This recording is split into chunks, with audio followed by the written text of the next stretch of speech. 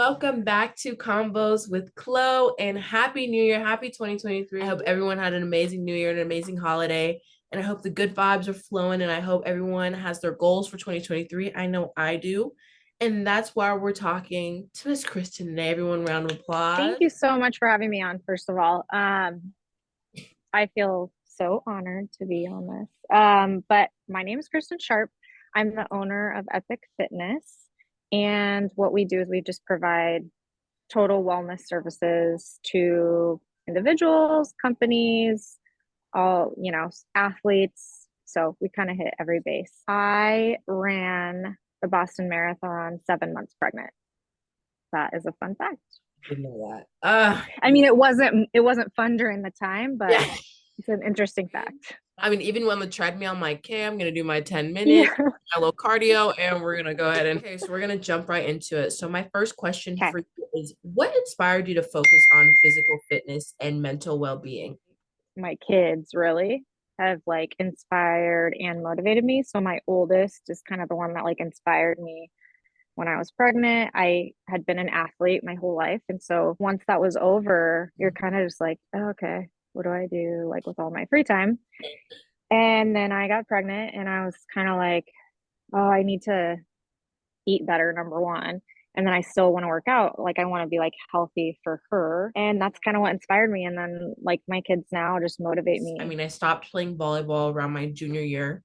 And after that, I was like, okay, what's Yeah. next? Not having that, outside source being like, yeah, like, let's go to the gym, let's go do this, let's go do that. Like, people talk about freshman 15 all the time. And it's very true Yeah. because, I mean, even though you're walking to class every day, you're like, well, let me stop by the Union and get Chick-fil-A and then stop by the drink, Yeah. stop by this. And by the time you look up, you're like, oh my gosh, like, not only just like, oh, I feel bigger, but it's like you feel worse. Not only do you Yeah. have that mental hold on you about school and like what you're gonna do the next day, and then you're like, what am I gonna eat? I mean, your parents aren't there telling you like you need to eat your vegetables. It's like Right. you could choose never to eat a vegetable again if you don't want, it's just like going to college really is a huge leap Mhm. for people, to have to make their own hopefully good decisions. What does your daily routine look like? Let's like take us through your daily routine. I mean, I get up really early and I kind of do like my daily like reading, like I read the Bible, but I don't always tell clients, obviously, if they're not religious or spiritual, they don't have to read the Bible, but just like reading the Bible and then doing like a prayer, like daily gratitude, I think is like such a huge thing. So those are the first things I do. And then I kind of look at my calendar for the day and go over like, how am I going to make this work? So, and then unfortunately, like I'll train clients, uh, do school drop off with the kids, and then I go train more clients, and then I finally get a workout in for myself. So it's not ideal, the timing, but it's something that I make sure I do every day and I put in my calendar because that's huge. Um, and then, it's like I do some administrative work on the afternoon just because that takes less brain power. And then it's school pickup, more clients, dinner. That's pretty much my day. Sleep is somewhere in there. Yeah, yeah. Sleep a little bit, like right after. Yeah, Really, I didn't yeah, really have a morning routine until over a break. I was like, I really need to like get on a good routine in the morning because mornings, I'm very much not a morning person. And yeah, I will get up at 10. Like if I have class yeah, before, if I had class at 11, 10:30, throw on some sweats, move on. yeah. But I am getting up at like 6 now and I'm like feeling like a Good for you. and I'm like I do my little yoga in the morning. Stop. Because I live in a single That's dorm. So I do great. my yoga in the morning, Yeah, journal, yeah. shower, and I actually like cook my own breakfast. I don't even know who I am. Girl, who are you? Yeah, who are you right now? But I'm really proud of myself for being able to, really start incorporating a morning routine into this Yeah, style. The after is currently what I'm working on, but still super proud. And I like your morning routine. yeah, that's I feel good amazing. getting up early in the morning, and I know I you was gonna say, do you feel better like getting do. up earlier and like being kind of more productive? I do. I feel really good about myself, even though I've learned how to be proud of myself, even if I'm just accomplishing one thing in my day. Because even though Absolutely. we're women and we're multitaskers and we're always like on the go 24/7, being able to have the gratitude to finish at least one important thing in your day, like, you know what, I woke up and I made my bed today. Proud of myself. Yeah. Yeah, It's always exactly. about identifying the strengths in your body to be like, you know what, I'm proud to say that I'm able to do XYZ. It helps you stay motivated too when you're like Yes. appreciating and like you're rewarding yourself for doing even like the smallest task. It's like it keeps you motivated to continue. What is your favorite physical activity to do while you're training? And how does this help you with your mental health as well? I actually love weight training more than I used to. Like, obviously, I've talked about running. That was like my fun fact. So I do love running. I don't run as long distance now because I've just grown to like love weight training more. But I will say for my mental health, running has been the best thing for me. And that's for as long as I can remember. And it's just because I'm a mom, and so a lot, and I don't go to a gym. So, like, I have a lot of equipment here. My workouts are at home. They get interrupted, for whatever, really. And Right. so it's hard for me to get a continuous workout in without being interrupted. So when I run, it's actually my me time, and I can just go and I don't have to like answer to anybody, or I can just let my mind go and think of whatever I want to think of. I'm really working on like my self-care and everything too, because I'm used to talking to 40 million people all the time, 24/7 as a journalism major and now a communication minor.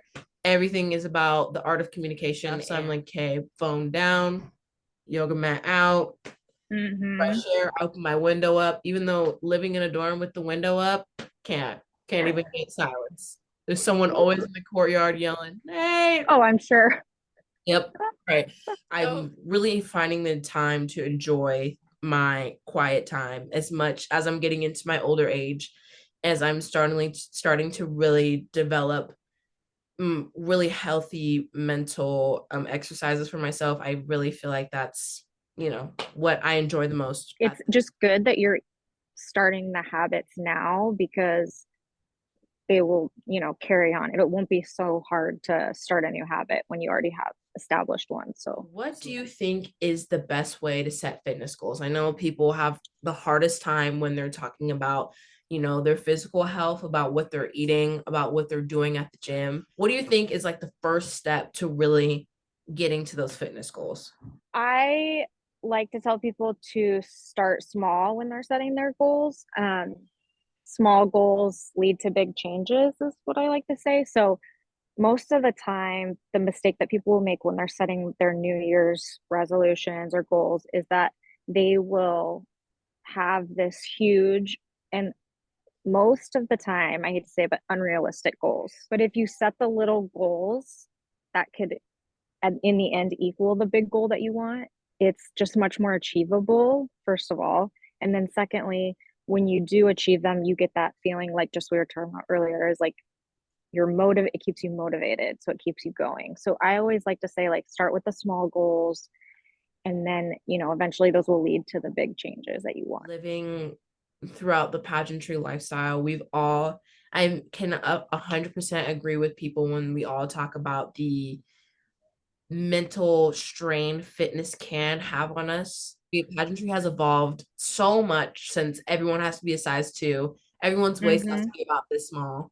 So luckily, I live Mm-hmm. in a day and age, and pageant women have created a space for us to, not feel like we have to, abide by these rules. I'm so blessed to be able to live in a world and actually be a part of a system that doesn't care about that. And of course, they care about your fitness and they care about your mental health as well. But of course, whatever you feel like your best is, obviously you bring Yes. it to the table. Like I would always tell myself, I was like, oh, I used to be so small when I was like 14 and I don't know what It's happened. like And you're like, you're 14, 14. you're You 14 were one 14. time. Like you really need to start being realistic with yourself. That was me talking to myself. Yes. I was like, you really Yes. need to start being realistic with yourself and know that that was obviously so long ago, relatively.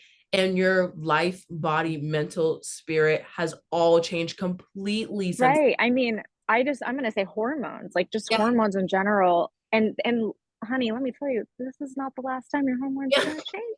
I'm like, because my mom is like, yeah, just wait on it. So my next question for you is a personal question. How do you keep yourself motivated to reach your fitness goals? Me being in the industry, I'm a big advocate, like especially with my kids, my husband and I, we really are like practice what you preach type thing. So I can't sit there and like tell my kids like, oh, you need to do this or you can't eat that while I'm eating that. You know what I'm saying? So it's like I think my kids are my biggest motivator and then also just being in the industry like I now that's not to say like I haven't my body hasn't changed or I haven't slipped. I mean, I literally ate like 6 Oreos yesterday because I was like it was just kind of one of those days where I needed some Oreos. And but it's just like balance and that's what I just need like I need to my job keeps me motivated and my clients keep me motivated because I want to practice what I preach type thing. Keeping So, yourself motivated, period, is honestly the only way that we can keep ourselves pushing. As much yep, as sources can help us, it can also hurt us. I know yep. every time I go on social media and I'm like, oh my gosh, I need Oh, to yeah. right now. And I'm like, I Hmm. need to go in there and be in there for 3 hours and like burn Yeah, 1 million calories. But obviously, as much as we, want that to happen, yeah, yeah. it can't. And obviously, you need to get up and be like, you know what? This is my goal. This is how I'm gonna get there, and here's where we're gonna start today. I had to clear out everything on my little kitchen section.